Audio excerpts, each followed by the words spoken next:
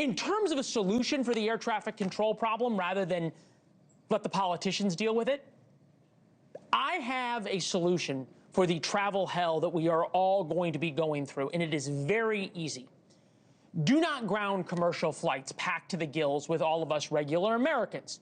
Ground private and corporate jets until the shutdown is over.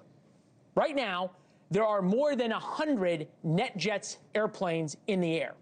In fact, NetJets, big private aviation company, is the largest private airline, the largest airline in the world by number of planes. They have almost 1,000 aircraft.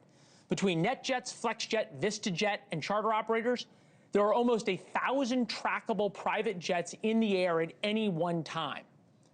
And that doesn't even count all the corporate flight departments and celebrities who fly their planes and block their tail numbers from air traffic control. So here's the deal. Dealing with a private jet for an air traffic controller takes just as much work as dealing with a Southwest 737. If you ground all the private jets, the air traffic control crisis goes away. But here's something that's interesting that happened. Out of the 40 airports impacted by the FAA cuts, only one is a private airport, Teterboro in New York.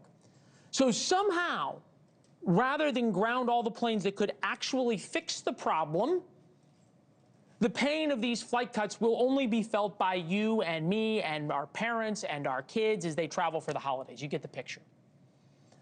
But all the rich folks who fly private, they get to keep flying private and get treated like a 737. They have the same priority.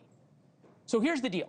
Jeff Bezos, Elon Musk, Mark Zuckerberg, or other titans of industry, CEOs, big rich political donors, which are important. You now have to fly with the rest of us. And if that happened, there would be no need to cancel thousands of commercial flights at the country's biggest airports just ahead of Thanksgiving. So yeah, the rich folks would have to give up the cushy seats and privacy to join the crowds of all of us in the TSA lines. No more drinking champagne on a big Challenger jet, taking a nap on your Gulfstream. No more limos straight out to the plane sitting right there. Nope, not gonna happen, sorry. Zuckerberg, Bezos, and friends would have to wait in TSA lines and stuff their luggage into an overhead compartment, just like the rest of us, rather than their normal lives. So rather than being on their fancy jets, they would call their senators and complain. In addition to being rich people who fly on private jets all the time, most of those folks are also big political donors. So they would call their senators, doesn't matter which side, and tell them to stop the shutdown so that they could then get back on their jets and stop being with the rest of us. 24 hours, the shutdown would be over. Now, I'm sure I'm going to get a lot of messages that I don't understand because private jets use different airports. Sometimes, not always. We checked. Private jets go into LaGuardia, go into Reagan, go into Dulles, go into Dallas-Fort Worth, go into LAX, all the places that they're cutting commercial traffic, but not cutting private jets. The en route centers, departure and arrival controllers are all the same. So grounding private jets would more than make up the 10% schedule reductions that the FAA says they need. The big shots should face a choice. Either use their influence with the Senate for good or fly with the rest of us.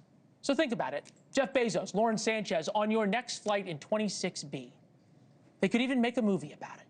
Thank you for watching. Subscribe below and download our NewsNation app right now on your phone, and you will get fact-based, unbiased news for all Americans.